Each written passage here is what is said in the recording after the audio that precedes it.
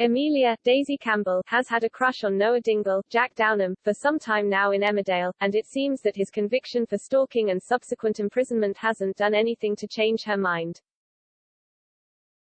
Coming episodes see Gabby, Rosie Bentham, sickened to receive a visiting order from Noah.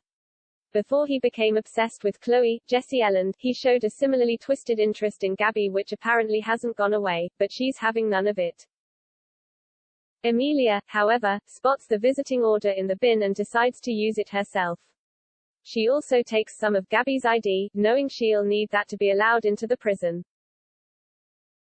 The visit doesn't go as well as she hopes, though, as Noah is clearly disappointed it's Amelia and not Gabby who's turned up. Amelia has been quite fragile recently, using supplements to try to change her body shape in an effort to look like the idealized pictures she sees on social media. Troubled Noah seems to be the very last person she needs in her life at the moment.